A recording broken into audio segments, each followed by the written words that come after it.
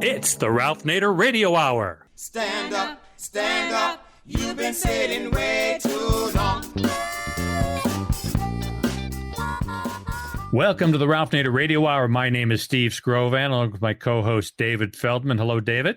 Hello, and just to be on the safe side until this blows over, I will be emotionally distancing. At least 6 feet, I hope. At least 6 feet. And we also have the man of the moment. We're going to try that one on for today, Ralph Nader. Hello, Ralph. Hello, everybody. On the show today, very exciting show. We're going to welcome back tireless environmental activist Winona LaDuke. She's the program director for Honor the Earth, which is a nonprofit that uses indigenous wisdom, music, art, and the media to raise awareness and support for indigenous environmental issues. We'll probably talk about a lot of stuff with Miss LaDuke. She recently wrote an op-ed about the fires in Australia and what we can learn from indigenous peoples about fire management. And we'll probably also talk about the work her foundation is doing to fight oil pipelines and also the role of industrial hemp in a vision of a new economy. In the second half of the show, we will be joined by John Nichols, the national affairs correspondent for The Nation magazine.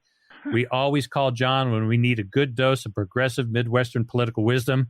John will be discussing the state of the Democratic primary after the second Super Tuesday, where the establishment candidate Joe Biden won three big states that begin with M: Mississippi, Missouri, and Michigan.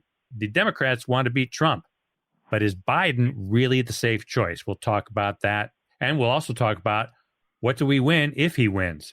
And as always, in between, we will take a short break to check in with our corporate crime reporter, Russell Mokhiber.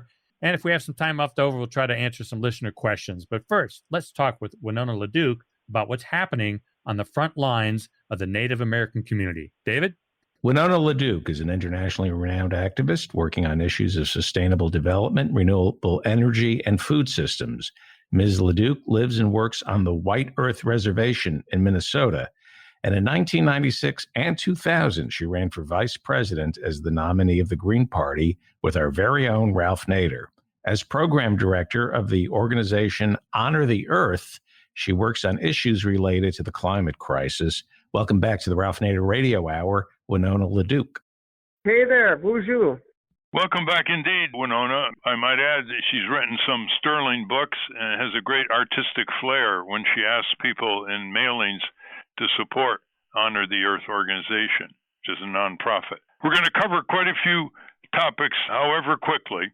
Let's start with the Australia fires that burned an area twice the size of Massachusetts, I'm told, in the past summer in Australia, destroying 1 billion animals and taking dozens of lives and making air almost unbreathable in cities like Sydney, Australia. Now, you mentioned in the past that it would be wise for us today to study how indigenous groups controlled wildfires centuries ago. They still have a lot to teach us. And that brought to mind a book that my sister, Laura Nader, who's taught for decades anthropology at University of California, Berkeley, she put out a book once with the title Naked Science, showing that indigenous peoples centuries ago followed scientific methods, trial and error, predictability. And although they didn't have PhD degrees and didn't come from MIT, they were basically field scientists, and we should recognize that. So I'm not asking you to read Naked Science, but Winona, tell us how indigenous people in North America and in Australia and other places dealt with out-of-control fires or how they actually used fires. Yeah, I mean, I don't know all things about all indigenous people, just kind of issue that disclaimer, Ralph. But, you know, what I do know is that fire is a force that you need to work with in a good way. And America's not about that, nor is Australia. And so, you know, what they did is that whole Smokey the Bear gig, when in fact Native people manage forests or work with forests, burn for blueberries, burn for medicines. You know, even our word mushkode has to do with the burned medicines, you know, that comes from our territory. And so in Australia, I mean, it's pretty well noted that any place where Aboriginal people had in fact burned, it was like, I think, a 57% less damage caused or less hit rate, like entirely going around those areas because people had burned all the small burnables in small fires. You know, I saw some of the coverage of it and some of the reporters, you know, science managers were saying, well, it takes a lot of money and time to do that. And, I'm kind of like money and time. Let's just say that you want to live or you want to bake. Might want to take time, take a little break, and take care of things the way they should be instead of putting a dollar value on everything. And, those fires certainly have taught us that. And we're in the era of pretty much, catastrophes of biblical proportion. I'm not a Christian, but from what I gather, things are kind of in the worldwide scope going poorly. And, I'm like you, Ralph. I'm human. I'm trying to do the best I can with kind of a species that has botched things up for most of the world. And, so I'm sitting there thinking, well, let's try to do a few things that are right. And, in this moment, there's a lot of things shifting. The coronavirus has slowed down the global trade. I was like, why did you need those shrimp raised in Scotland and deveined in China and served in New Mexico? Why was that a good idea? So we're looking at kind of the choices that have been made, not just about fires. Native people have burned for many years to keep peace with Mother Earth, but also the catastrophic ecological and trade and financial crises that are now caused by a lot of those bad decisions of basically not listening to indigenous people. And you're a leader, Winona, of trying to get on Indian reservations renewable energy and crops like industrial hemp. On your White Earth reservation, why don't you tell us what you're doing in this respect? You want to help restore the prairies in that area of the upper Midwest, and you're working with the Minnesota Indian Affairs Council, which involves the elected tribal leaders of 11 Dakota and Anishinaabe nations in Minnesota. Why don't you tell us what you're actually doing and how it could be scaled up much greater around the country?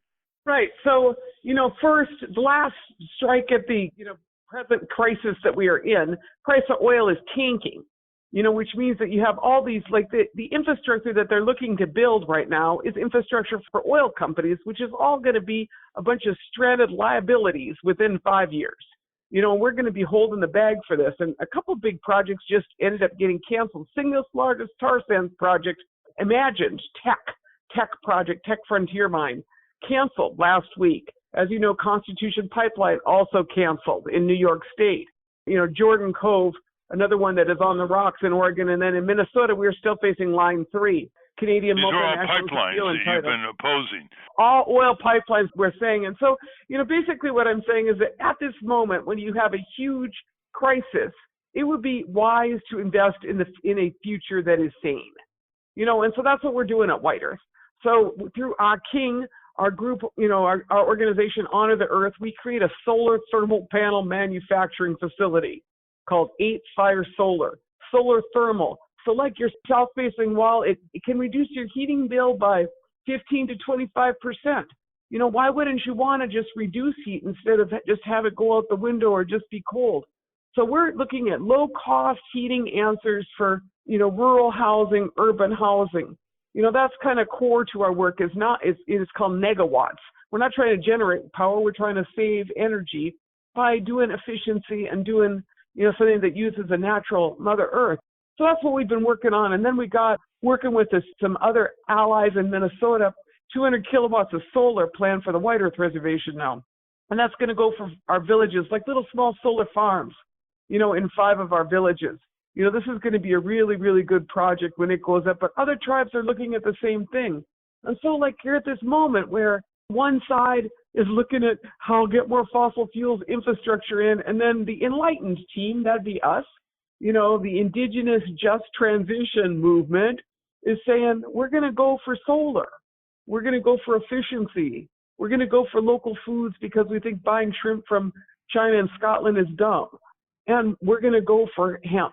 And so, wind power. For years, wind power. And wind power. We are windy. We're not the Midwest. We're out where the Northern Plains and Great Lakes. The Midwest, that's like a geographically confusing thing. You know what I'm saying? The mid of what West? That just makes no sense. Anyway, so just to say, but we are windy as could be. Something really ironic? I sit there in Duluth, and one day I was driving up the road, and I was driving up this 2-lane highway in northern Minnesota, and I crossed the pipelines, the Enbridge mainline pipelines, where 75% of the tar sands comes into the United States. I cross those lines. I cross them. I'm looking to make sure there's no spills this day when I pass. And as soon as I pass, I see this large load coming my way. And that large load, I pull over to the side because I kind of knew what it was going to be, and it's wind turbines. And they're going to like Nebraska or maybe southern Minnesota. I was trying to figure out why they were on this small road, in my neck of the woods. And you know what it was is that they're coming into the port of Duluth, and then they're getting shipped. That's the furthest inland port to these Great Plains states with all this wind. And they're coming in from Spain and Denmark and Germany. And I thought to myself, let's re-industrialize America in a way that makes sense. Let's make things we need here. Let's quit making stuff or buying stuff we don't need. We could rebuild this country in a good way, and that's what I want to see. To me, that's what, this messages of these times is look at this crisis as the opportunity to quit being stupid. Well, we're talking with Winona LaDuke, who is with the White Earth Reservation. You've been fighting these pipelines now for years in the U.S. and Canada, and most people don't know when they read about the arrests and the criminalization of protests by some state lawmakers in these states. People don't know you're winning. I mean, it's amazing what you're winning. The biggest win was just a few days ago from these monstrous tar sands, the dirtiest oil in the world, in Alberta, northern Alberta. They cover an area the size of Florida. Tell us about why that went belly up and what other pipelines are going belly up and why. They're going belly up because it's dumb ideas. So, to get oil out of the tar sands, it costs like $83 a barrel because you're taking basically kind of like hot asphalt, and it's like sand asphalt. And you're trying to turn it into something you can put in a pipe. And, that's not a good idea. It's super expensive to get them out of the ground. And then they're having trouble with pipes because it turns out, Canada already has enough pipes to wrap the globe 3 times. They don't need any new pipes, particularly if they're just for export markets. So they're trying to throw pipe that, I call it Trudeau West. It used to be called the Trans Mountain Pipeline. And then Trudeau bought it when Kinder Morgan said, we're walking away, a Texas corporation. So that one's besieged. The Coastal Gas Pipeline trying to go through Wet'suwet'en territory is besieged because those people, the Supreme Court of Canada recognized that they had title to their land, which to the best of my knowledge would mean that you couldn't throw a pipeline across it. And so they have blockaded over the past month the roads, but more important, the rails across Canada, still in about a third of the rails for a couple of weeks. And then there's the tech mine, looking at the economics, looking at the disaster of climate change, and looking at the fact that people are blocking trains and pipelines are not going. They bailed. That was, like you said, the Frontier Mine was going to be the single largest industrial project in the history of the world, a complete act of idiocy. And what I was looking at is I was just up in Canada. The comparison we're facing is Canadian too. Canada has this huge crisis that their entire economy is predicated on extracting stuff out of the earth that you shouldn't take, whether it's the deep tar sands or whether it's diamonds from James Bay, blood diamonds of the north. You should just leave those things there. And Canada doesn't have a plan B, and so they've created this crisis. So they've been pushing this, and now you got human rights violations. You got Trudeau, who could do the right thing and is doing the wrong thing. And so I'm looking at the fact that, look at this. They say 100,000 people are laid off in the tar sands in Alberta because it just don't make sense to get that oil out. It doesn't make sense. It's not that they weren't warned that it's uneconomic. What the oil companies don't want to recognize and admit is that all over the world, solar energy, wind power, energy efficiency is much lower price. It's beating the oil and gas and coal industry in the marketplace. They don't want to admit that. And they don't want to admit that they have to be completely replaced by solar in all its manifestations, including passive solar architecture and photovoltaic and solar thermal and all kinds of wind power. And they've got to build the grid for it. They don't want to recognize that. And of course, Trump is right on with them, and he's disinvesting in solar and wants to put more money into coal and open up more Arctic refuge and offshore in the Pacific and Atlantic and Gulf to oil and gas. It's all on the side. He's aiding and abetting global warming and horrendous storms and wildfires and droughts and other rebukes by an abused nature. So tell us, Winona, how people can contact you, how they can help what you're doing. Ralph, thanks for the opportunity. So www.honorearth.org. Honorearth.org. You can see we have a film called LN3 about our frontline battle on the pipeline. You can do home showings of that to kind of see where we're at. We have tried everything in the regulatory process. We're in the legal appeals process now on this pipeline project, but the PUC, Public Utilities Commission, approved it again here about the beginning of February, as expected. They congratulated themselves for being done twice. And, we're looking at everything possible to stop these lines. And as we look out there, Ralph, you and I look at the same place. We look at disasters everywhere, and we also see a vision of solar, local food, efficiency, wind, people treating each other decently, and I'm a hold for that one. I'm going to keep working on that one. And that's the leadership we need now. And certainly it's not coming out of Washington, so it's got to come out of people and communities. So www.honorearth.org, Winona LaDuke, but support us in our Indigenous just transition work, because we're doing it. We're not waiting for someone, because there's no point to wait. Winona, before we conclude, tell us about the prospects for industrial hemp, which goes back to ancient China and has 5,000 uses, all the way from material used in building automobiles to food to fuel to paper. George Washington, Thomas Jefferson grew it. It was considered illegal on the DEA list because it camouflaged marijuana, which until recently was illegal to grow in the U.S. But now it's legal to grow everywhere, industrial hemp. And clothing, it could produce clothing. Patagonia has clothing. It's a very strong, long fiber. What are the prospects? I understand there are about tens of thousands of acres already being planted, but what are the prospects? I call this the new green revolution, Ralph, and I do that because hemp has the ability to transform this country. We had a choice, or this country had a choice 70, 80 years ago between a carbohydrate economy and a hydrocarbon economy. And we know the choice that was taken, and that's the one we're paying for now, and future generations will pay for.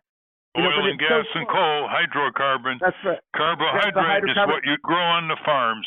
Thomas Edison and Henry Ford got together in the late 1920s and said exactly what you said. We have a choice. We can go with the farm-grown energy, or we could go with the petrochemical industry. And we, of course, went with the latter because that industry was organized and was powerful.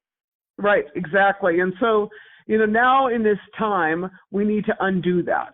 And so you need to move to a cannabis-based economy as an antidote to a lot of this. So, I've been growing Winona's Hemp and Heritage Farm is my little project that we started, and now it's growing out into a larger initiative. And so what we're looking at is fiber hemp. Most of the acreage that has been grown in the past year has been hemp for CBDs, which has medicinal value. And that has been growing in great amounts and has crashed its market. It's no longer a bubble in that. But my interest is in fiber hemp, because fiber hemp is what you can rebuild a textiles and material economy from. And basically, I want to replace plastic. I want to replace fossil fuels. I want them out of our economy and out of our lives. So that's what we need to do. And so, from my primary interest is in textiles, because now most people aren't wearing anything that is natural. They're wearing things that come from oil companies. And now would be the time to quit doing that, because it's damaging to the environment, from the microplastics in the ocean to whatever is leaching into the skin of Delta Airlines attendants who, had to trade in their whole uniform line because of some toxics in their wear, right? So what we want to do is return to linen, which is flax, and hemp, which is hemp or cannabis. The word canvas comes from cannabis. The word canvas comes from cannabis, which just shows how significant, whether it is the sails, the ropes, or, anything that you would cover a boat with in Minnesota used to be hemp canvas. And so I want to see that rebuilt. And so I've been working here with varieties, but in this country, to grow these out, now we're working at building this cooperative between tribes in the northern plains and western Great Lakes who have large land areas who could, in fact, grow out this hemp economy. And our interest is really being at the table in this economy, not on the menu. We want to be the people that are making the decisions about how you build an organic cannabis economy, and you replace things like textiles. And so you're not getting fabric that is from China that has a quarter of the world's pesticides on it. You're not getting, fossil fuels. You're not getting things that are going to, just destructive. Instead, you're building, doing something that has textiles in it. You're rebuilding a textile economy. You're rebuilding milling.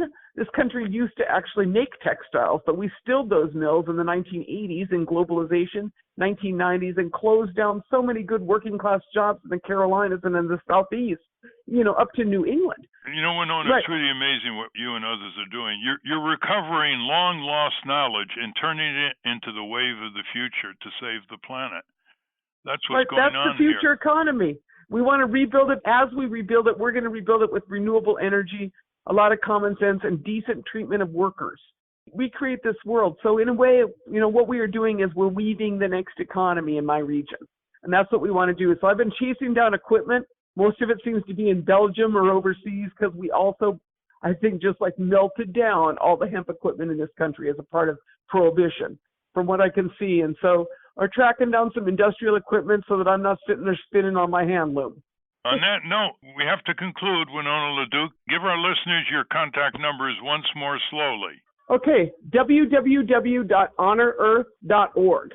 www.honorearth.org. Give her some good response, listeners. Thank you very much, Winona, and to be continued. Thank you for all your work and being an example around the country. Thank you for your leadership, Ralph. Miigwech. You're welcome. We have been speaking with Winona LaDuke, Program Director of Honor the Earth. We will link to their work and her work at ralphnaderradiohour.com. We're going to take a short break. When we come back, we will hear from the nation's John Nichols for his take on what's happening in the Democratic primary. But first, let's check in with our corporate crime reporter, Russell Mokhiber. From the National Press Building in Washington, D.C., this is your Corporate Crime Reporter Morning Minute for Friday, March 13, 2020. I'm Russell Mokhiber. More than 24 horse racing industry employees were charged with participating in a widespread corrupt doping scheme, the latest black eye for the troubled sport. That's according to a report in the Washington Post. Federal prosecutors brought charges against 27 people in a far-reaching operation involving performance-enhancing drugs, alleging that racehorse trainers, veterinarians, and others manufactured, distributed, and received adulterated and misbranded PEDs and secretly administered those PEDs to racehorses. The investigation found that the trainers and vets were able to deceive horse racing regulators by administering PEDs that were difficult or impossible to detect in anti-PED tests, some of them unapproved, and administer using methods that can injure and in extreme cases kill the horse. For the Corporate Crime Reporter, I'm Russell Mokhiber. Thank you, Russell. Welcome back to the Ralph Nader Radio Hour. I'm Steve Scrovan, along with David Feldman and Ralph. Joe Biden has seemingly come back from the dead in his race for the Democratic nomination for president. The establishment has rallied around him, making for a tough uphill battle for the progressive Bernie Sanders. Let's now go to the heartland of Wisconsin and find out what the nation's John Nichols thinks about all this. David? John Nichols is the national affairs correspondent for The Nation magazine. Mr. Nichols is also contributing writer for The Progressive and In These Times, and the associate editor of the Capital Times, the daily newspaper in Madison, Wisconsin. With Robert McChesney, he has co-authored a number of books about the media and how to reform it. One way to reform it is by welcoming back to the Ralph Nader Radio Hour. Welcome back, John Nichols. It is an honor to be with you. Yes, welcome, John. Well, one issue is now off the table. It's electability. Given the coronavirus and how Trump is trying to sugarcoat it, lie about it, cover up, interfere with the scientists, and bail out the country on the backs of small taxpayers and higher deficit spending without restoring the corporate tax cut to pay for all this economic dislocation, the coronavirus will finish him off, sort of like a third party. So we can take electability. Any of the Democrats could have beaten him in the November election.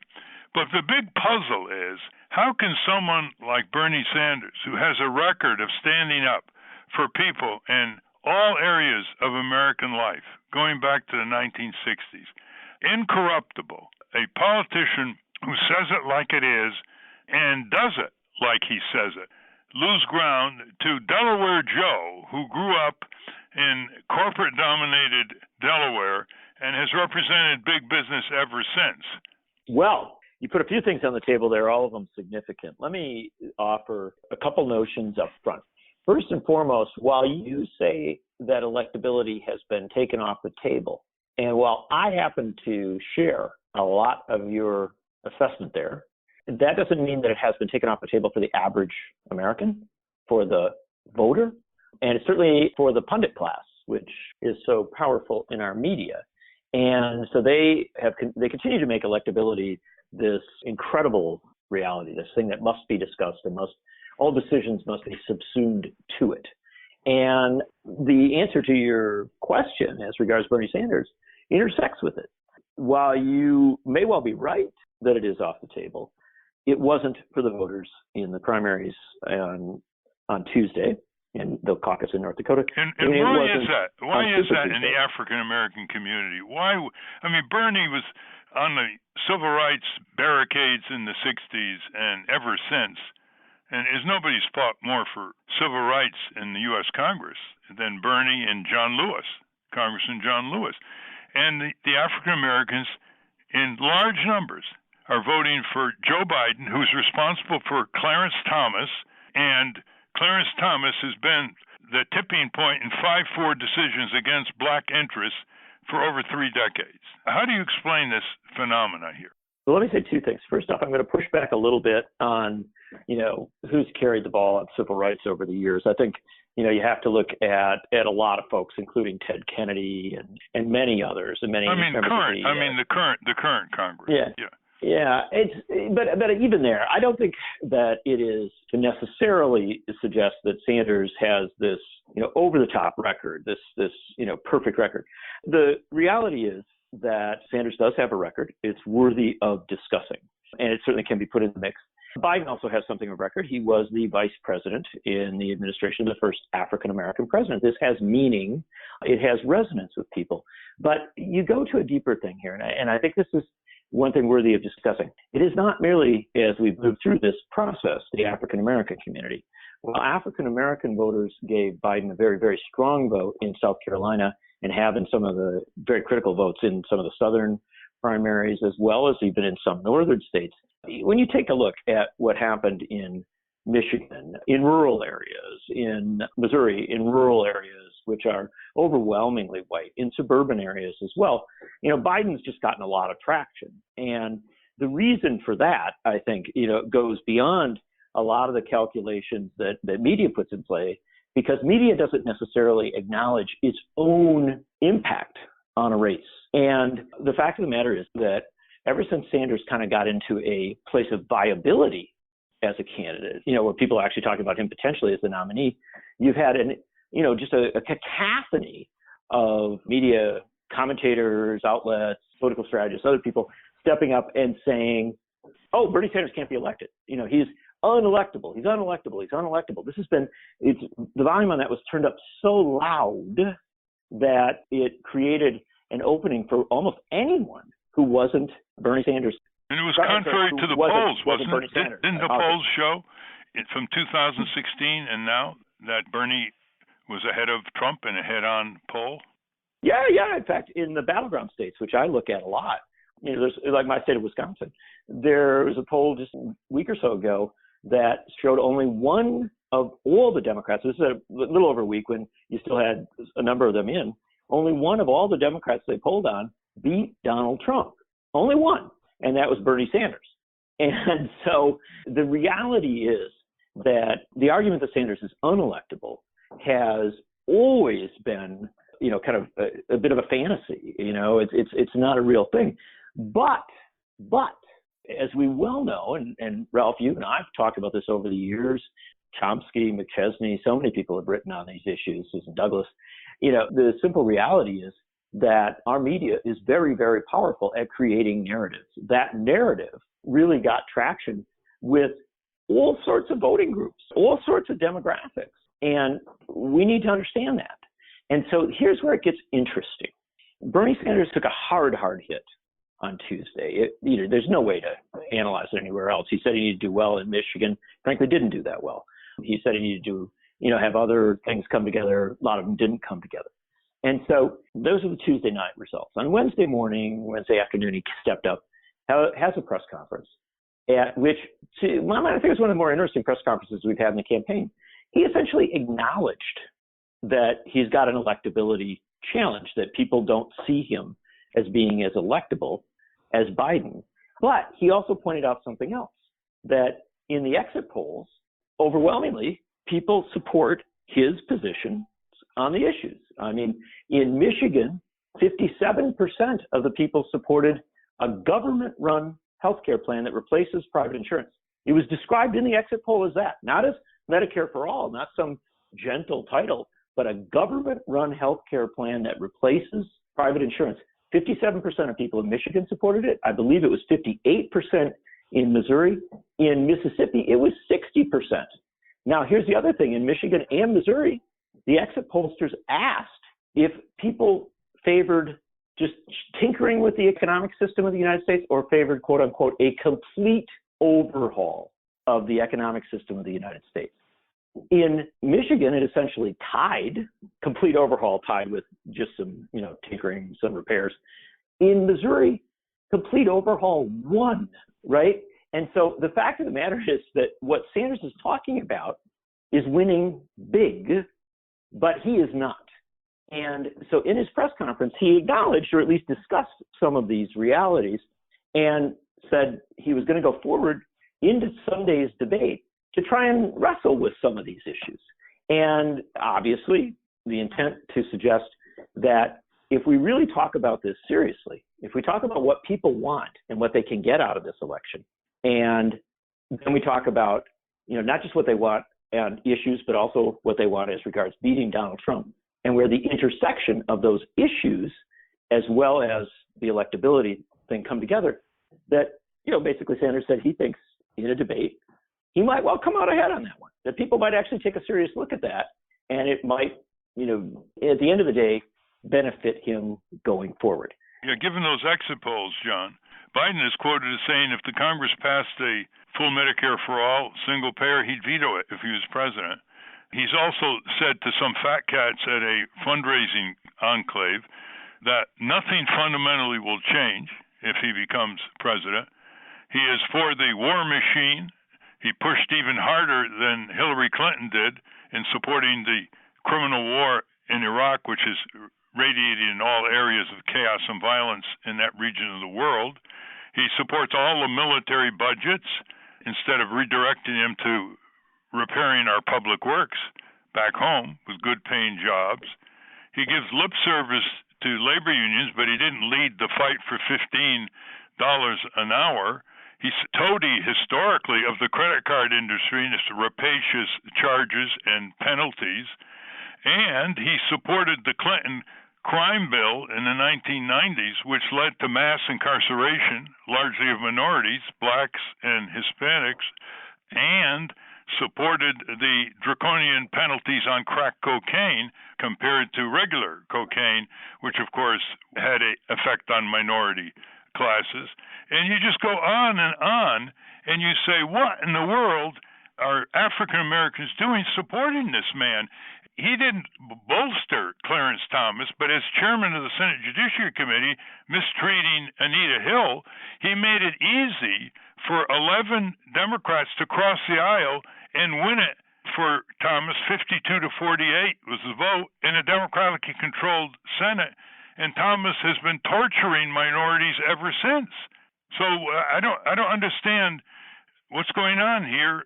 Enlighten us. Well, you put a lot on the table and don't make Joe Biden sound like a very good guy. And so here's where we get into this again, go back to this core concept. When we look at the exit polls, they show what people want. And what people want are two things: a progressive agenda, very progressive agenda, on economic and social and racial justice, on protecting the planet, and on ending these forever wars. I mean, those things are really quite popular. And so where Sanders is coming from on a host of issues wins. And yet, in those same exit polls, depending on the state you look at, sometimes by as much as a 2-to-1 margin, you have people saying, and people of all backgrounds, all demographics saying that they would prefer somebody who can beat Trump to somebody who agrees with them on the issues. Mm-hmm. And so we end up in a situation where electability has become, the holy grail, the golden ring, the essential reality of the thing. And people are clearly willing to sacrifice things that they want, Medicare for all, things that they aspire to, real changes in the economic system, to beat Trump. Now, I don't necessarily suggest to you that that's a bad choice. I think Donald Trump has been a horrific president on a host of issues. And so I understand where people are coming from. Now, this gets to a deeper reality, twofold. Number one, our media has definitely been rough on Sanders. I don't think we even have to detail that. That's pretty clear. And it has definitely been, very intense on this electability thing and all that. But also Sanders himself, I think, missed an opportunity after he won the New Hampshire primary, and particularly after he won the Nevada caucuses. He should have pivoted his argument overwhelmingly to an electability argument. He should have, done basically what he's doing now weeks ago, and said as he rose as a candidate, as he became, somebody who people actually were talking about as a possible presidential nominee, perhaps even president, he should have, gone right into the debate and said, what I'm talking about is winning. I'm doing well. This is Sanders talking. I'm doing well, and so are the ideas I'm running on. If Donald Trump tries to attack these things, he will actually strengthen this coalition. He will make things more possible. He should have made those arguments, and he should have brought them into his speeches and the debates. I think it would have benefited him a great deal. Let me add another perspective, John. Yeah. Let me add another perspective here. I think the Democratic Party machine, which has always been against Bernie, used the electability thing, and you could see it in some of the candidates. You could see it what was coming out of some people on Capitol Hill against Bernie to marginalize him as a socialist, and nobody would elect a socialist. They used it as a tactic, and then, the press, of course, picked it up. Look, you got a president who's now polling in the low 40%, 41, 42, 43. He's going to sink more with this coronavirus disaster, leaving America unprepared to have enough face masks, enough gloves, enough ventilators, enough medicines are produced in China. All this is going to come out. He's not going to be able to fake the coronavirus as he fakes so many other things. And he's the most vulnerable, beatable president in our memory. And to build him up, a pathological liar, a racist sexual bigot, he's harassed and sexually assaulted more women and boasted about it. And 61% of the women in a poll, CNN, in late November said they wanted him impeached and removed. That's a pretty good start with the electorate. But what are we building up this monster as if he's going to be a tough person to defeat? You remember Kevin Phillips?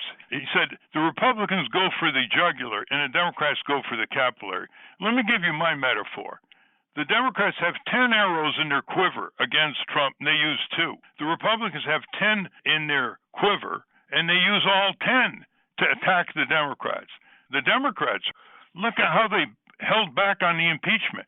There were a dozen devastating impeachment violations they could have leveled against Trump, a lot of them dealing with health, safety, labor, wages, environment, civil rights, civil liberties. And Nancy Pelosi sent the Ukraine thing over only.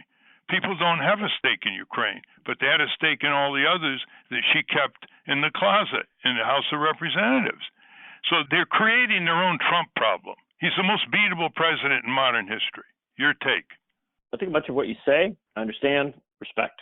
However, people's experience is powerful, and we have to understand that. In 2016, a tremendous number of Democratic voters were shocked when Donald Trump was elected.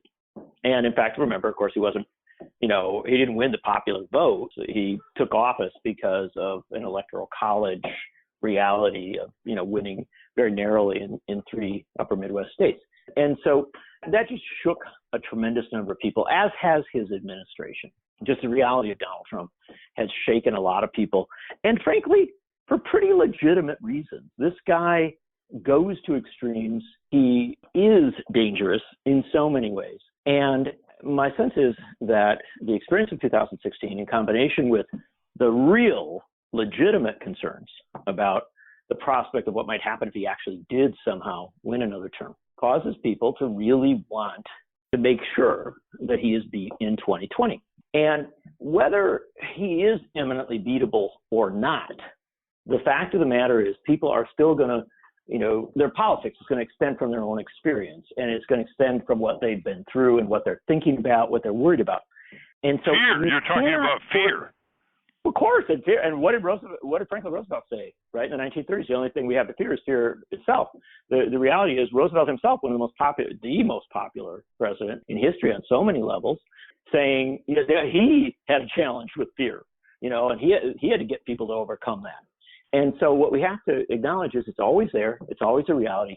And in politics, one of the things you cannot do is demand that people come to a place where they are not comfortable or where they haven't gotten to. No, you have to figure out where people are at and then talk to them about that and take them through that journey. I think that at this point, with a media system that overwhelmingly raises up this electability thing to an incredible level.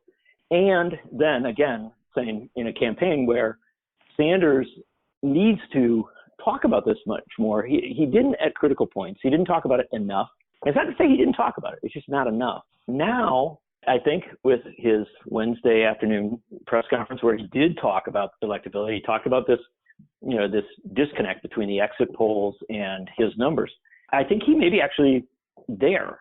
And so the question is it too late? Is it too late to kind of put this on the table? Perhaps, we'll see. But it's the right thing to do. People worry about electability, whether Ralph Nader says they should or not. That's just reality. They do. And so we're going to have a debate, and Biden and Sanders are going to stand on the stage, and maybe they're each going to say they're more electable, and then they're going to back it up. It's almost like a court case where you bring your evidence and put your evidence on the table.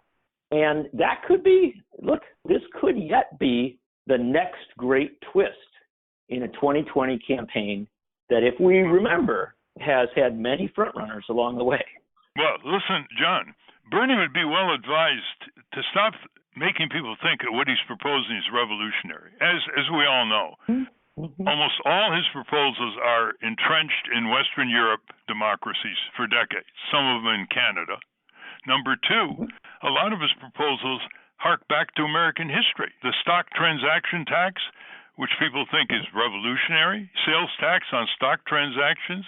We pay 6-7% sales tax when we go into a store, but someone buys $100 million worth of Exxon stock and pays no sales tax. That was imposed in the Civil War to help pay for the Civil War. There was a law that expired in 1968 when the volume was trivial compared to today, a sales tax. Is tuition-free higher education, CCNY, University of California, right after World War II, and a lot of public universities, essentially free tuition, higher education. At higher minimum wage, the workers are still not catching up with inflation-adjusted minimum wage from 1968. And on and on. Teddy Roosevelt, Republicans, supported full health insurance for everybody. He's got to talk about restoration. He's got to talk about other countries do it. Are they smarter than we are? I think there's going to be a demand you ain't see for Bernie to drop out. And if Bernie drops out, he destroys the whole progressive movement. What do you think? Well, there'll be a demand for him to drop out, guaranteed. That's already started. That's a given. Does he destroy the whole progressive movement? No, he does not if he drops out. The fact of the matter is that you have Alexandria Ocasio-Cortez and a rising generation of progressives who are going to carry on no matter what, and Bernie Sanders, even if he quit the race, would carry on. But I think perhaps your point there, or part of it is, that if he drops out at this point where, this movement really has asserted itself and gotten, so deeply into the process and gotten as far as it has, does he do harm to its progress? Does he perhaps create a circumstance where it's very, very hard in the future to, kind of overcome all the barriers? Well, yeah, that is a choice and a calculus that Sanders as a candidate has to weigh. And it's a complicated thing because of the deep concern about Donald Trump, I think legitimate concern about Donald Trump, because of the complicated moment that we are in. And here's where I think the real challenge is. Well, let me challenge you on this, John, because I meant the progressive political movement, for this presidential campaign. Here's what happened. For this campaign, here's why Bernie has to stay in. He can stay in until the convention with his hundreds of delegates. He'll be able to go after Trump in ways Biden can't and won't.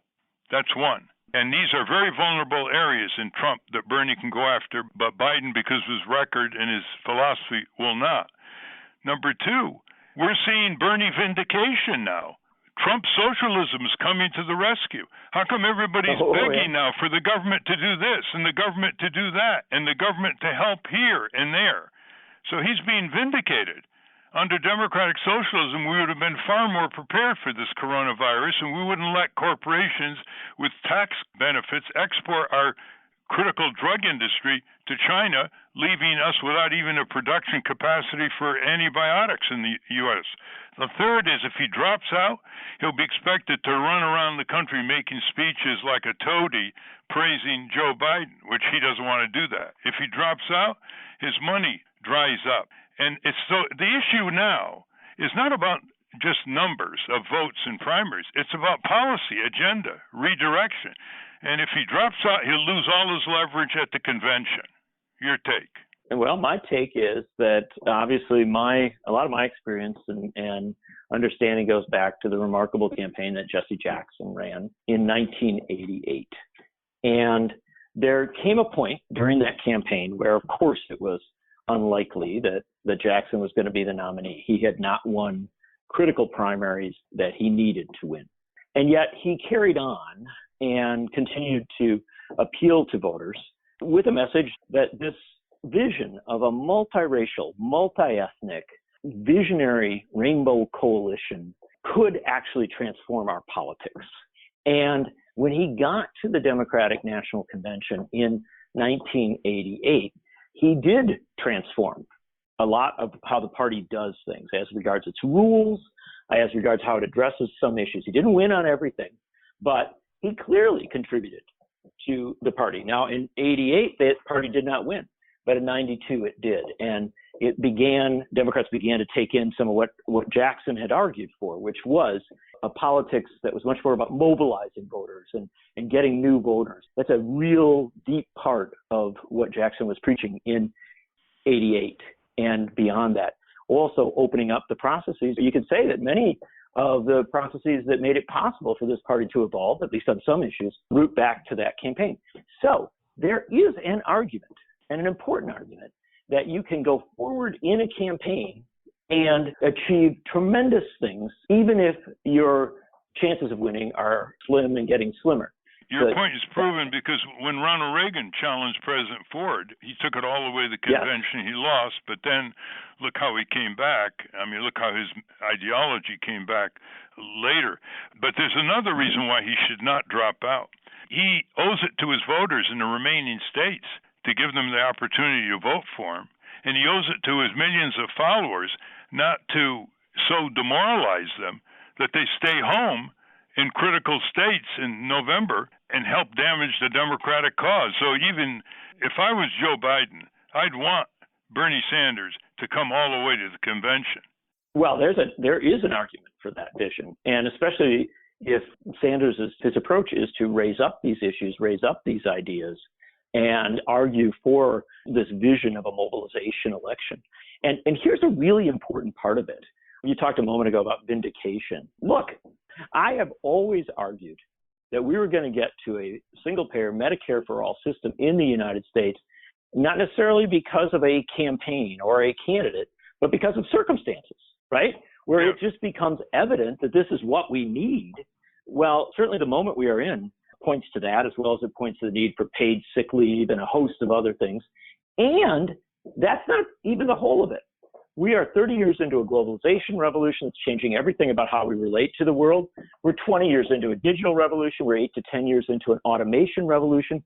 Things are fundamentally changing. And so many of those changes argue that we are going to need a social welfare state.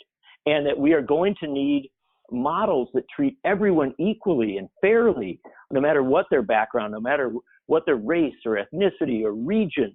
And so, these arguments that Sanders is putting forward, these arguments are not merely the extension of a campaign. In many senses, they are the reflection of a moment. They are popular now, not merely because of Bernie Sanders. There are plenty of people who worked on these issues before, Ralph, including you on many of these issues. But what's happened is that the moment has come, and it is very, very dangerous for the Democratic Party in such a moment not to be up to speed on the responses, on the proper responses to the moment. That's a very insightful description, because it's the forces of history are now reaching to a point where regular people are being pushed up against the wall by automation, by corporate socialism, by globalization, bringing down the more developed countries to lower countries run by fascist and other regimes. So, you're right, but it's terribly tragic to see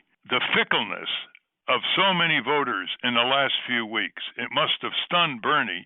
And what's your prediction, John Nichols, who writes great articles for The Nation? And what is your prediction? Will Bernie go all the way to the convention? I think that Joe Biden will answer that question better than I. The truth of the matter is that Bernie Sanders has essentially said to Biden, here's the concern, here's the reality.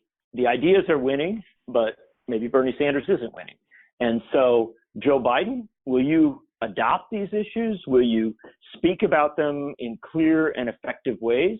If that happens, and if they come to some sort of common ground before the convention, maybe Bernie doesn't go all the way to the convention. I think that is a possibility. The pressures, the challenges, the moment itself with the coronavirus outbreak and things of that nature might ultimately pressure to make a decision before the convention. But if Biden doesn't rise to this moment, one of the mistakes I think people make is that they keep talking about Bernie Sanders. This is a two-candidate race. Tulsi Gabbard is still in, but it's essentially a two-candidate race.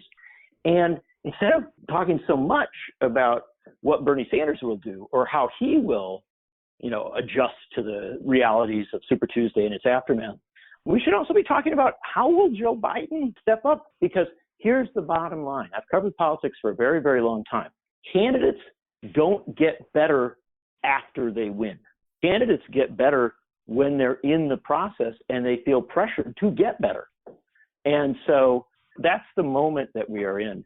And I think that, frankly, Bernie Sanders understands that really well.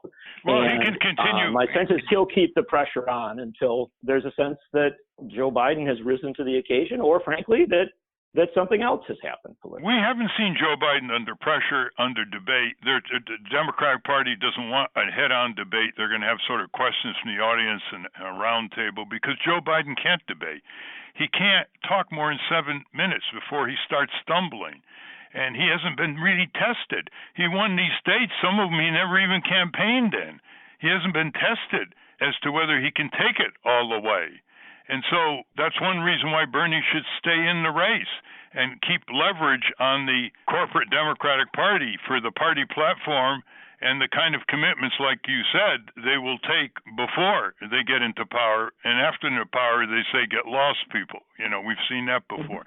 I've been talking to John Nichols, who's written many good articles for The Nation magazine, as well as for other newspapers in New Hampshire, and many of his books still ring true. Thank you very much, John Nichols.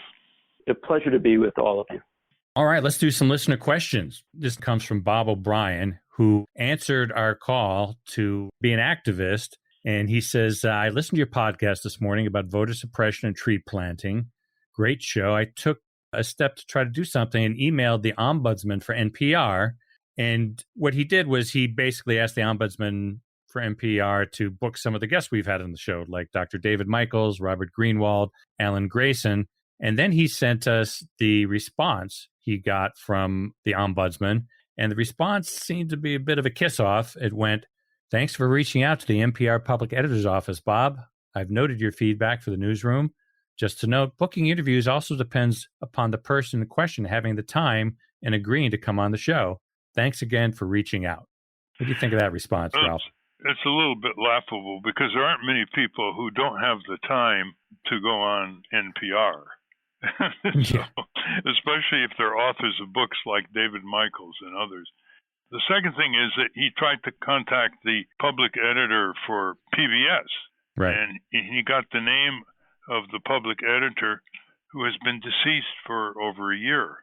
So it's not exactly an exciting area. They now have a public editor who's really good. He has a background of 40 years of investigative reporting, but it's not really a full-time job, and I think they're going to be better at it. But it's very important to complain, to suggest, to propose to NPR and PBS and tell us about it. That's how we can assemble information to admonish and provoke and praise, if that's necessary, the people at NPR and PBS. They are missing a lot of stories, excluding a lot of progressive people, excluding a lot of civic community. They spend too much time interviewing each other as reporters. And just look at their presidential campaign coverage.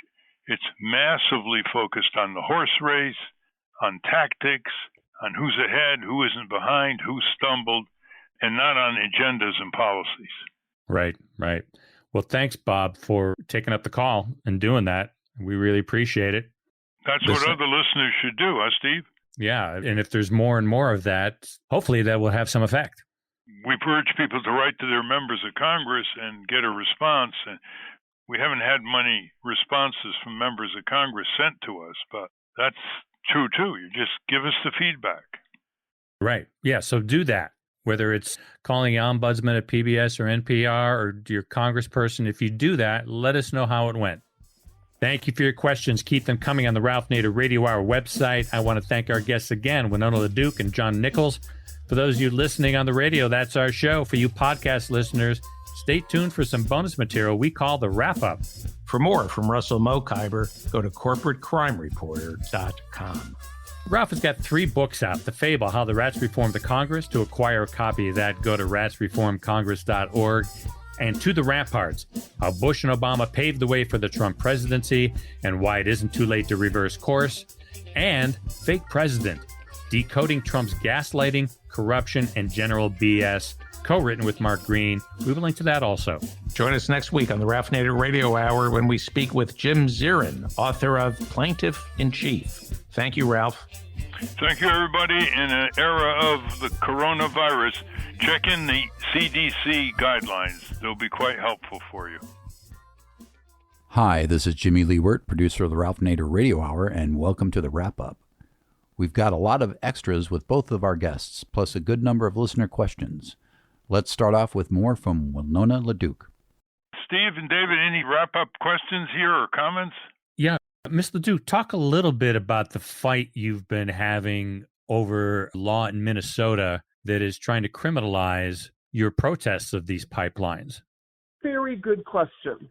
So we have this House File 2241 and Senate File 2011. These are the criminalization of water protector bills that are going pretty much nationally. It's called the Worker Safety and Energy Security Act. And what that would do is turn into a felony, basically engaging in nonviolent civil disobedience. That is these laws are the same laws that, South Dakota passed the Anti-Rioting Act, they passed it in Wisconsin, all for these Canadian pipeline companies. And most of these laws have been written, in fact, by the pipeline industry itself, passed across the country, up to $3,000 gross misdemeanor for trespass and a felony charge with a $10,000 fine if you have the intent to disrupt the operation or provision of services. The intent to disrupt the operation or provision of services. We want to stop these guys, and so I'm looking at, I've tried for, our team, the home team of Minnesota has tried for 7 years to make the system work. We have intervened with our tribes in the regulatory process of Minnesota, with citizens of Minnesota who actually want their water, northern lakeshore owners. We've intervened in the system and said, these pipelines make no sense for Minnesota. The benefit is for a Canadian multinational corporation who already has 6 pipes here, and they should just clean up their old mess. And you should not get a new route. We have tried everything in the process. We've been forced hundreds of thousands of dollars, make it millions of dollars worth of litigation, trying to protect the water of Minnesota. And now, in February, the Public Utilities Commission once again approved the permits. We have one more shot at appealing that, rejecting it, and then we are back to court. So we will keep pushing them, and hopefully we will hold them off, and all of, their plans will disappear, as the investments in tar sands totally are eliminated. But in the meantime, we are now faced with the fact that they may start construction of a pipeline that should not happen, and so in response to that, Enbridge with $11 million worth of lobbying in the least, has lobbied through and is trying to get these bills passed that would criminalize us. And so we're saying, people, you hold up a sign to Governor Walz. If you want to help us out, send some Instagrams or emails to Governor Walz with a picture of yourself that says Stop Line 3. And maybe that says, I'm a water protector, because we need it stopped in a regulatory process, because otherwise, Enbridge has also been started to militarize the North. So you have police forces in northern Minnesota in towns of 300 people that now own riot gear. That makes no sense whatsoever. And Enbridge has had a lot of leaking pipelines. It's not like they're a safe pipeline company. Yeah, they had 800 leaks in the past 10 years. And the Kalamazoo spill and the other spill, the Grand Rapids spill. So we know them as terrorists. We don't know them as a good, sound neighbor. We know them as terrorists who destroy our water, and so it is super problematic. The civil rights violations that, are occurring for fossil fuel companies, not unexpected. How much should it, this is the interest of a Canadian multinational corporation. And the financing of the militarization of Minnesota is going to also occur at the bequest and for the benefit of a Canadian multinational corporation. I mean, another Canadian multinational, Pembina, bought a whole bunch of, new goods for the Coos Bay Fire Department in Oregon, our police department in Oregon. They're investing in police stations. And I'm like, so Canadian multinationals get to buy special equipment for American police forces to protect Canadian pipelines. Is that not problematic in a democracy? I would think there would be. I'm sorry, but I'm very upset about this, guys. Yeah. Some of our listeners may be asking, well, aren't these pipelines needed? And the hidden story is they're desperate to build these pipelines because it's like a cost-plus business. But actually, as conservation of energy increases and solar energy increases, these pipelines are not going to be flowing every day because they're not needed. No, it's the end of the fossil fuel era. It's the end of the era. I mean, the fact is that the electric car is called disruptive technology. These cars are coming in that are electric. Google just ordered 10,000, so did Amazon. I mean, why would you continue to buy gas at the pump if you could have an electric car? You need the infrastructure for it now. And so that is driving this transition. 20% decrease in fossil fuel use worldwide because of the coronavirus. You start shutting down insane supply chains, and you don't need to have so much oil. And so I want to be part of the future economy. This one is going. We fight them to the end of their stupid, and then we move on, but we're going to be prepared, with our hemp, with our solar, with our buffalo, with our wild rice. That's what we're going to do. I'm taking futures in those things. I'm not taking futures in oil, and I would advise everybody else to do the same. And now for you political junkies, let's hear more from John Nichols. We're going to start with when Steve and David first got John on the phone before Ralph arrived. John Nichols. Hey, John, Steve Scrovan, welcome back. Hi, how are you, my friend? Good. You're on line with David Feldman also. Say hello, David. Okay. Hello, David. Okay. Any good news? Yeah, there's tons of it, actually. Look, the fact of the matter is... John, hold Yeah. off. Hold off until we get Ralph here, because you're going to say some good stuff, and I don't want to... Yeah, that's right. I was just making... I've got to do my best. I was making small talk. I didn't think there was actually... It became big talk. News. Huh? No, actually, there's a ton of good news. I mean, you just got to... It's always a challenge. Yeah, don't save it for Ralph. Save it for later. Yes. The good news. I respect what you're saying. Any bad news? Yeah, there's a ton of bad news too. We're well stocked with bad news, including a pandemic. And that's always useful. But David just said Bernie's staying in. He just announced he's staying in.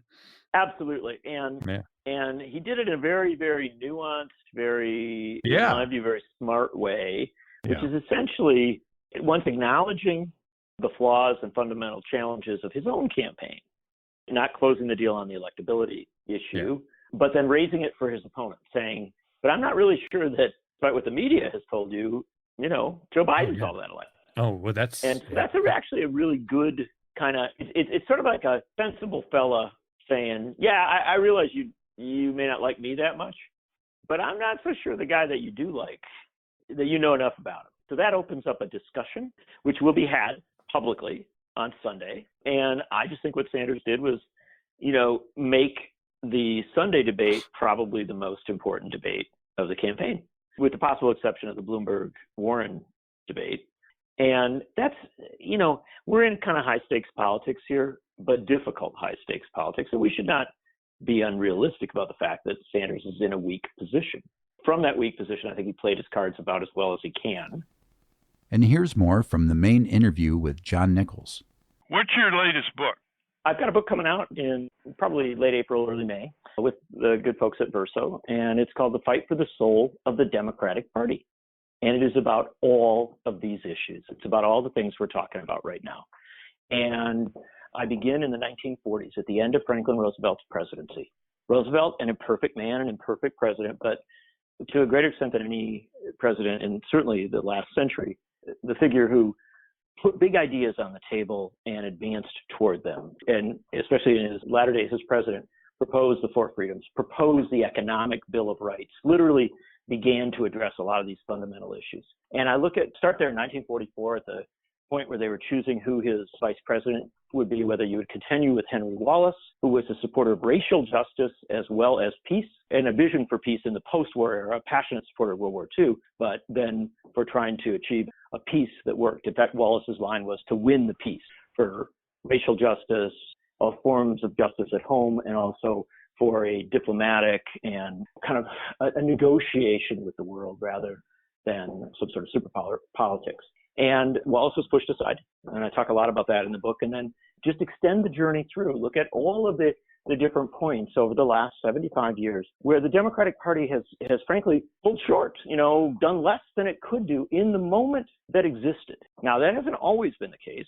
Lyndon Johnson did some great things in 1964, 1965, and much to be celebrated. There have been other points, right up to President Obama, where you saw, some really good things happen. And yet, again and again and again, when given the chance to go big, the Democratic Party has so frequently gone small. And the argument that I make is that too frequently, when the Democratic Party has not gone big, it's missed the historical moment. And it's lost elections. Totally. When you miss the historical moment, somebody else, fills in the void. And so it's a history that comes right up to the current moment. It actually closes with Alexandria Ocasio-Cortez talking about Roosevelt and the history of the party and what might be renewed today. And this is, I guess, Ralph, at some fundamental level, this is a really important thing. I like wrestling with the legacies of these parties. We have two big parties in this country. I wish there was a multi-party democracy. That would be my preference. But what we've got are these two great big parties, which are incredibly powerful. And we spend too little time looking at their internal dynamics, looking at how they work and where they default to and how they change over time. And so this is a book that really wrestles with that and tries to suggest that Democrats should look very, very seriously at their history and ask themselves whether they haven't fallen into a pattern of pulling their punches when they ought to be throwing them. John, seeking the big change. I'd love your take on this because you've worked more on media and media reform than almost anybody other than Professor McChesney. Trump has been beating up on the media like no other president in history. And he told Leslie Stahl in 60 Minutes the reason why he constantly says the media is fake news. He says, Leslie's because when they go after me, I don't want the people to believe them. I mean, he just right out saying that. They're beating up. He's beating up our press. Why is the press ignoring William Weld, who is challenging Trump in the Republican primaries, 10 of which have been canceled by the Republican Party, by the way? He came in with 10% in New Hampshire. Why aren't they giving him more coverage? I am 100%. Man, am I with you on this one. Can I just tell you?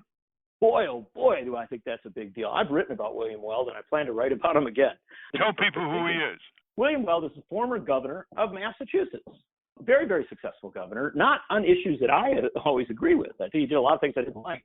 But he's a classic sort of economic conservative, almost libertarian in combination with a social liberal. And in fact, when you really press him, like many people who describe themselves as economic libertarian, he actually, kind of winks a little bit and says, well, I do see a role for government in these areas. For instance, he's just been saying, like, on things like coronavirus, the government should be stepping up.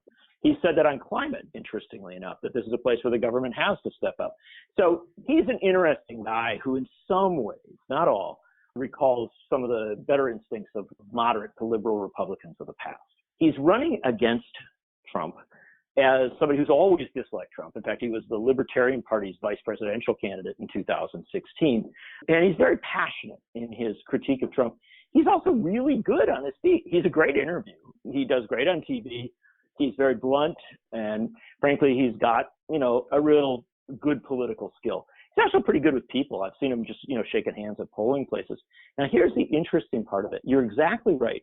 The Republican Party and Donald Trump and his allies are so terrified of even minimal Republican opposition, and correctly terrified, by the way, because if they lose just a tiny amount of base Republican support, they're in even worse trouble, no matter what model you're looking at for November of 2020. But they're just so terrified of the notion that there isn't a unified Republican support, that it isn't across the board, uninterrupted, that they have indeed shut down primaries, tried to block Weld from getting on the ballot in all sorts of states. And yet Weld, very much a happy warrior, he continues on. And here is the interesting thing. He did get 10% in New Hampshire. He got, roughly around 10% in Massachusetts. He did pretty well up in Vermont, where the Republican governor of Vermont actually endorsed Weld. He got a delegate out of Iowa. Look, he is not going to beat Donald Trump. He has made himself a legitimate story and yet completely neglected. And I got to get my calculator out and add up all the votes he's gotten in all of these primaries in places like California and other spots. And it's in the hundreds of thousands of votes. I mean, he shouldn't be dismissed.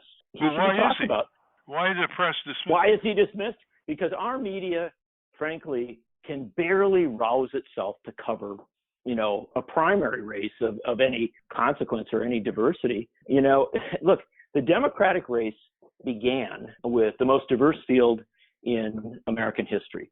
You had women, African Americans, a Latino candidate, an Asian American candidate, several actually, people with religious diversity, people with ideological diversity. This is a really interesting race, worthy of a lot of coverage and a real debate. And, all they said almost from the start was how desperately they wanted to get rid of most of the candidates. It's time for that candidate to drop out. It's time for that candidate to drop out. Well, look at where we're at right now, Ralph. We're in the spring of an election year. If we were in most countries around the world, they wouldn't even think that the election campaign had started.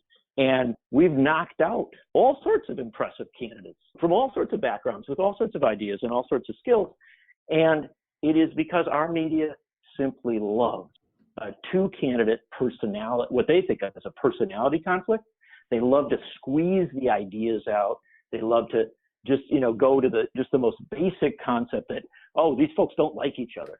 Well, the fact of the matter is, in politics, it's very rarely about people not liking each other. Sometimes that happens, it does. But it's very often about people having really different views, really different positions that ought to be explored, that you ought to go into depth on. And our media just doesn't like to do that. It doesn't like to explore ideas and values and consequences. And so Bill Weld, he just doesn't fit in to what a lot of our media wants. And, you think he's going to go to the Republican convention in North Carolina? I hope he does. He's got a delegate. And frankly, as the process goes on, I certainly hope that he gets a few more delegates. And, look, our media has become so much narrower than it used to be, and so much less than it used to be. It used to be that Gore Vidal appeared all the time with a critique of American empire on, late night talk shows. It used to be that Harry Belafonte, an incredibly brilliant thinker and obviously an entertainer, would host late night talk show for a week and step in. It used to have a media that just kind of opened itself up and tried all sorts of different things. And now we have a media that so frequently is trying to police the process to make it as boring and limited as possible. And that includes NPR and PBS. It's all of it. It's the whole thing. I should say there are independent media outlets that do try to push the limits, and there are people and individual journalists on every paper and on NPR and PBS who do a good job. But the overall structure of the thing is so centrist, even center-right, so deferent to kind of, a corporate sensibility and an overly cautious sensibility. Just imagine this.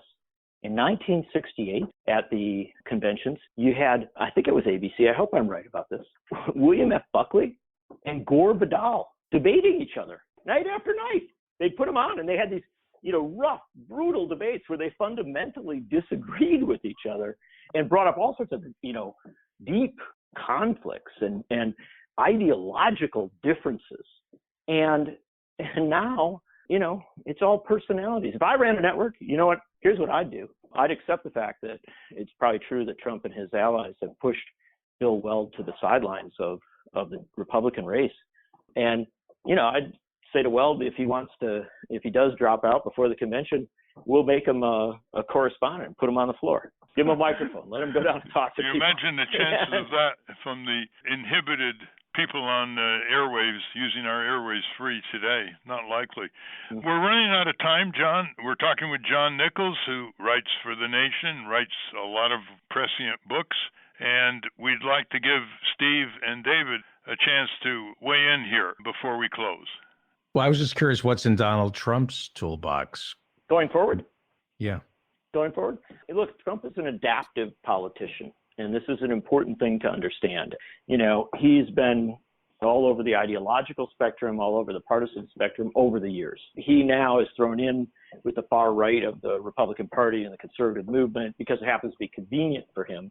And yet he is such a dominant figure in the Republican Party. He's basically taken it over fundamentally, that you're going to, I think, see some fascinating things happen in the fight over, the struggle with coronavirus. And I think you're going to see Trump do all sorts of things that perhaps a social democrat would do, like trying to really make up for the economic hardship that working people suffer, maybe trying to, step up with some sort of, sick leave models or something like that. I don't know where he'll end up, but I think.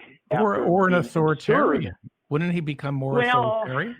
I think Trump's a fascinating guy in this regard. He is very authoritarian in a lot of his thinking, but I think he also kind of always believes he can talk his way out of things, scam his way out of things. And so I think it's going to be fascinating to watch in the next few weeks how he approaches this fundamental challenge, this deep, deep challenge for the country, for humanity, for our economy, and frankly, even for our politics. And we'll see what he does, how he tries to capitalize on the moment that he's in. He always does, and tries to figure out a way to come out on top, come out the hero. I think he might have reached, the end of his possibilities there. I don't necessarily think it's going to work, but he's going to keep looking at his toolbox, if you will. And I think the painful side of this, and this is the really awful side of it, Donald Trump's instincts are to divide people, not to unite them. And so while he may accept some proposals that actually use government, at least to some extent, without offending corporate power and running up deficits because he won't, actually make the rich carry their fair share. But, with all of that said, I expect that at his rallies, and to the extent that he can have them in a coronavirus moment, and his public remarks, he'll continue to demonize immigrants. He'll continue to talk about a wall as somehow an answer on this thing, which it isn't. He will damage our discourse, and he runs the risk or possibility of making things worse, not only of not sufficiently responding to a crisis that needs a sufficient response, but also of making people turn against one another at a time when, we desperately need unity. And all I would say is, as somebody who's just spent a lot of time writing about Franklin Roosevelt, Roosevelt was imperfect. He was flawed. He did, the Japanese internments, things like that. We can't, give him like a perfect bill of health. But what we can say is that Roosevelt and Churchill, as another very, very flawed person, at critical points in history, they really did try to unite the country. They really did try to unite people. I'm sorry to interrupt, but Ralph Nader has said regarding Trump. We're one terrorist attack away from God knows what. So is this coronavirus worse than a terrorist attack, Ralph? Well, he's going to give us autocratic socialism of the rich. And as John said, he'll use deficit spending for certain assistance to workers who don't have health insurance and workers who don't have sick paid leave, and then send the bill to their children and grandchildren. And he won't say, which if he was smart politically, he wanted to restore some of the $1.5 trillion tax cut he gave to big business, the super rich, and his own family to pay for this. He won't say that. So I think he's going to dig a deeper hole for himself. Steve? Yeah, John, what's going on with Elizabeth Warren in this whole thing? I always thought that, well, I didn't always think, but I thought it might be advisable for Joe Biden to actually tell her to endorse Bernie Sanders.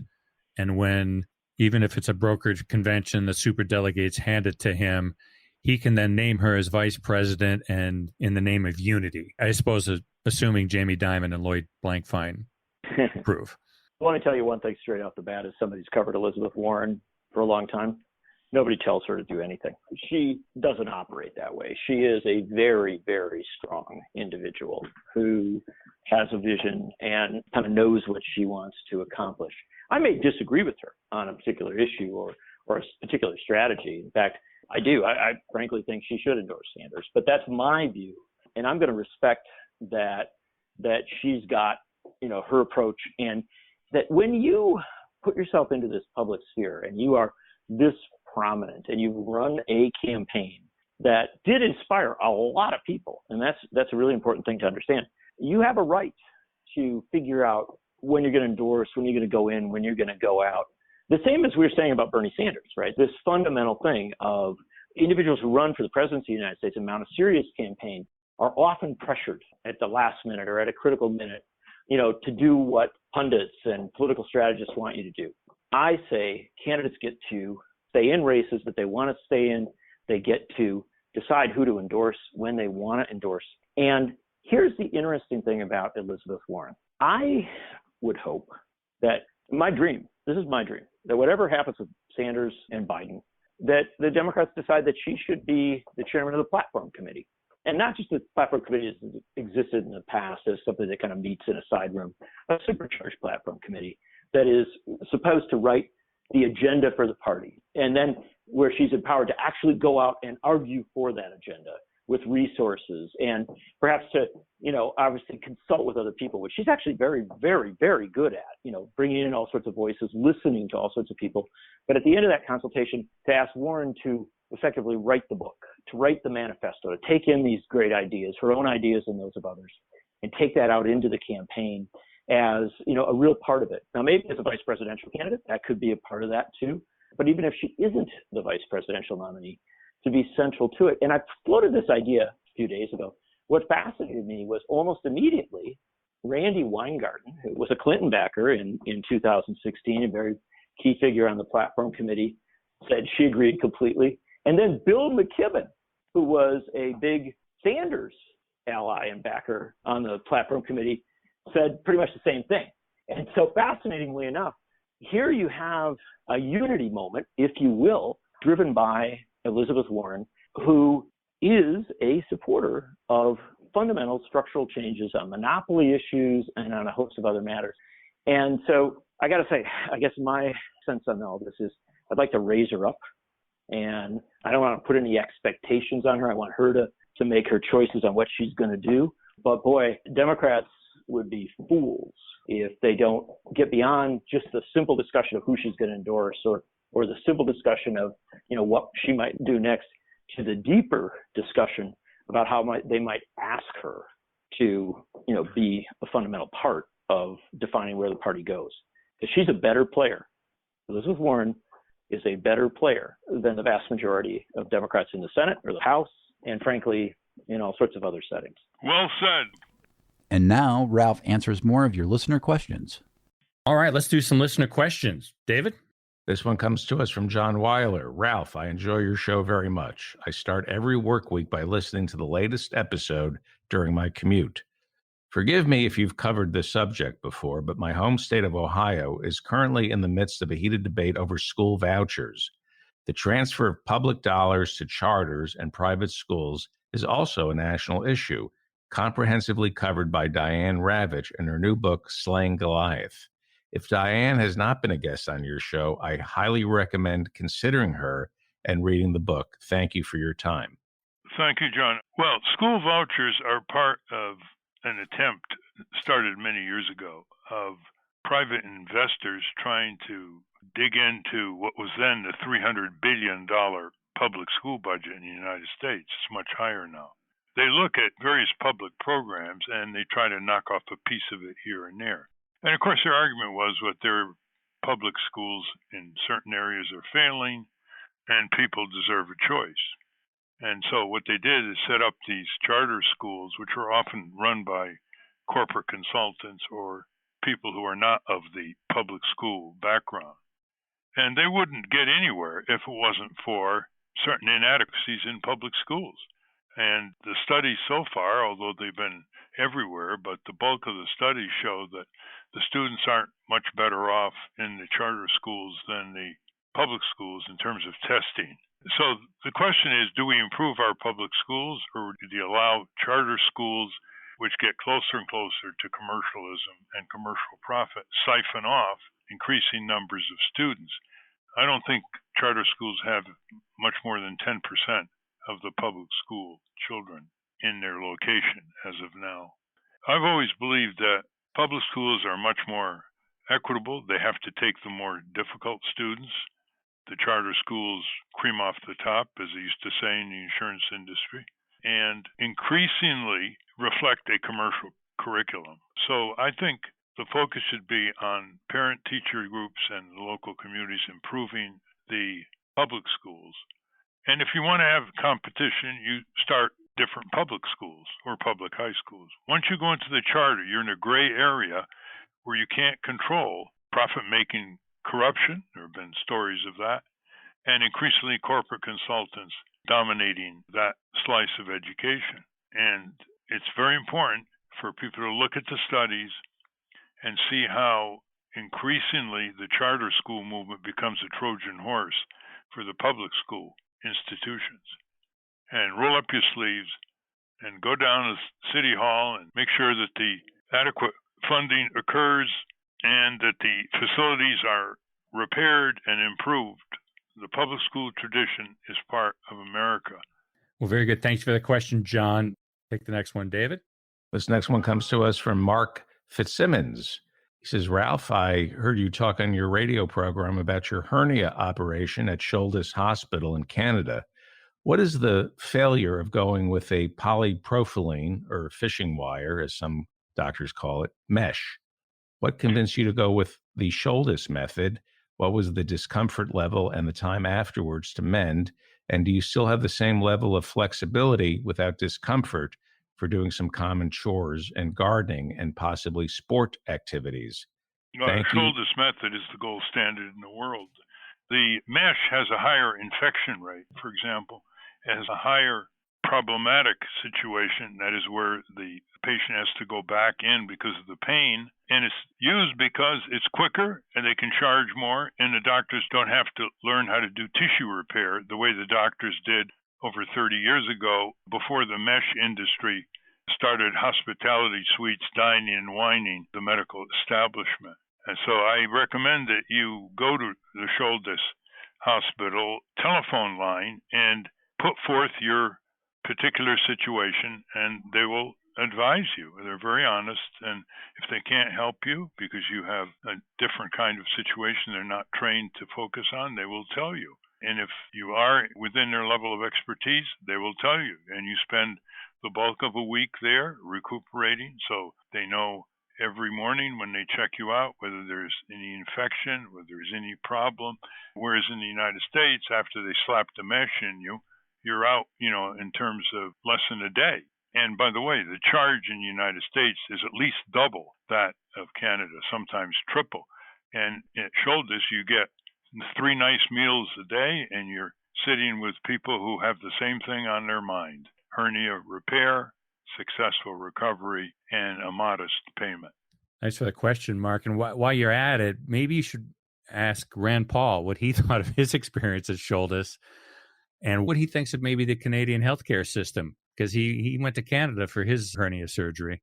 Yeah, isn't that interesting? And it came out very well for him, but he's still against any kind of universal health care or Medicare for all. Shouldes, by the way, listeners, is spelled Shouldice. Shouldes Method. They have a good website. They're right outside Toronto, Canada. And Mark, you can go into our archives too, and we've done a couple of shows on this. So if you haven't caught up to those, you might get some more information there too. So this next question is the perennial question, or I should say the quadrennial question. It comes to us from listener Tim Joyce. It says, Dear Mr. Nader, thank you for your work and wisdom. I'm a no affiliation voter in a closed election state. I've historically voted Democrat in all but one presidential election since I turned 18. When Obama was up for re-election, I voted third party. I am now more than ever opposed to the two-party system, and am not a fan of any Dem presidential candidates. However, I'm very concerned about what another 4 years of Trump's administration could do for the world. Is it safe to vote third party in November? Love the podcast. Take care. Thanks, Tim. 3 points. One is if you're in a very blue state or a very red state, you can vote your conscience. By the way, I believe people should vote for candidates they believe in, period. But if you want to engage in tactical voting, if you're in New York, for example, or in Texas, you know the Democrats are going to win New York and the Republicans are going to win, say, Alabama or Mississippi. That's the important point there. And the third is if we had ranked voting or instant runoff voting, you could vote for your person you believe in, third party or otherwise, and you could have a second choice, third choice, and nobody wins unless it kicks in to the second and third choice if nobody gets a majority on the first round. And so that eliminates the stereotypical scapegoating by the Democrats and Republicans of third-party candidates, calling them spoilers, when the Green Party was trying to deal with a spoiled political system. They were called spoilers. And always keep in mind when you're having discussions with the skeptics of what you're doing vis-a-vis third parties, they led the way: anti-slavery, women's right to vote in the 19th century, worker, farmer protections, all the things like Medicare and progressive taxation and the 40-hour week and the right to form labor unions and various electoral reforms, all started by third parties who never won a national election. But they kept pushing until one or both major parties adopted it. I am continually surprised, Ralph, by my cohort, which is not a young cohort, but people who I think should know better, how much they love to be strategists and pundits and really have not examined their consciences for what they believe in and looked into what policies match up with the candidate that they believe in. I don't know, maybe we're just trained this way by the news media to think strategically and tactically and not really engage in a policy debate. I mean, it's crazy. We were just talking before we started recording about how Joe Biden is winning Michigan. He has said even if the House and Senate passes Medicare for all, he would not sign it. Meanwhile, when they poll, 49% of people want Medicare for all in Michigan, yet they vote for Biden. Doesn't make any sense. You're right. First of all, in our civics courses, if we have them in high school and middle school, we never study how to be an expert voter. We never study about the civic duty of doing our homework about their rhetoric of these candidates, not just their rhetoric. I mean, they're willing to say anything. I mean, Biden right now is flailing some of Bernie Sanders' statements, and he's not to be believed because his record over a period of decades contradicts what he's now saying about universal health care and all the other things that he's trying to mimic from Bernie. Right. And the other thing is, you're right. Most of the coverage about tactics and horse race and gaffes, slip-ups, and, when millions of people, that's all they get. They don't connect with the agenda as they would if citizen group leaders were interviewed, for example, who are focused on policy, agenda. So the lesson is, if you're a 5-minute voter, you're really saying to the politicians, take me, I'm yours. And believe me, they will oblige. This next question comes to us from Sally Thompson Walter. She says, Here I am on Cape Cod listening to Ralph Nader's Radio Hour, listening to a man who once helped me with my homework at the kitchen table in Cambridge. Thank you, Ralph, for all you do to inform. I share your Facebook post and listen to your podcast with pride. I knew you when. Well, thank you, Sally, very much. And spread the word. Get more radio stations picking up the program. Helped her with her homework in Cambridge. It must have been when you were at Harvard Law School? Yes. Oh, wow. Well, we just thought we'd throw that one in there. This next one comes from Ken Law, and he writes, my question is regarding the Democratic candidate. It seems to me there are no requirements to run as a Democrat, and anyone who's technically a Republican, by all means, can just run as a Democratic candidate and vice versa. He says he can imagine smart political powers using this to sabotage the election process by diverting votes. In particular, Bloomberg comes to mind as a good example because, by all means, he's actually more in line with the Republican Party than the Democratic Party. Likewise, Trump, who previously ran as the Reform Party, seized an opening in the Republican Party in 2016 and succeeded in taking it over. He says, I understand the democratic process should be allowed to filter out these candidates, but at some point it seems to me that people like Bloomberg and Trump have successfully used the party identity to game the voters and step into power. I'm not advocating for party loyalty or anything of the sort, but it seems to be a problem that someone like Bloomberg can just step in and run as a Democrat or Republican and use ads and social media to erase their history to the average voter. Do you think this lack of requirements is a problem? What is your perspective on how to keep these quote-unquote troll candidates from gaming the party lines? Of course, if the parties don't mind that, if they don't mind people who switch, sometimes they really like people who switch, there's not going to be any obstacle except one. And that is that if someone switches, let's say I switched and registered as a Democrat instead of a Green or an independent candidate, the Democratic Party couldn't keep me from going down and registering at town hall as a Democrat. What they could do is keep me off the debates, because the Democratic Party is a private corporation. It's not state action under the civil liberties laws. They could just keep me off the debates and or not provide me with campaign money as they, give it here or there. And so they can basically severely minimize and keep such a candidate from presenting his or her policies to millions of voters. I mean, if you're off the presidential debates, you can fill every major arena in the country. You don't reach 4% of what you would reach on one televised presidential debate, which has reached anywhere from 40 to 90 million people in one night. Which is what you did in 2000. You were filling arenas across the country from west to east, culminating in Madison Square Garden, selling it out. And it was on page 24 of the New York Times. Lucky to even be on that page.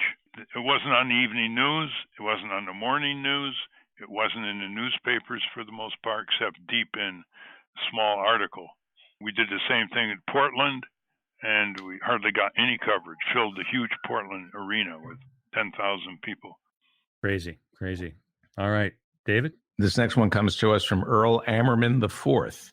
Perhaps the International Monetary Fund and the Trump administration should work to erase the debts of Iraq, Syria, Afghanistan, Yemen, and other countries affected by global pandemics in the name of fighting the coronavirus. There's a brain drain from these war-ravaged countries, which has created a lack of medical professionals who could help stop the spread of the coronavirus. Perhaps the United States could cease fire with Iran and make sure the coronavirus doesn't spread by making sure global funding to stop the coronavirus is available, regardless of global sanctions, because the coronavirus does not recognize sanctions. Perhaps a global fund could be created by the United States, along with other countries, to create a compensation fund to help rebuild the healthcare infrastructure of third world countries who have lost healthcare infrastructure due to brain drains. Well said, Earl, and let me put it this way. Not only has Donald Trump cut the budgets, or tried to cut the budgets, of the Centers for Disease Control and Prevention, which is dealing with pandemics, and the National Institutes of Health budget, but he cut the budget of AID that deals with global infectious diseases. He's got to be held to account here. He stripped our country of its defenses.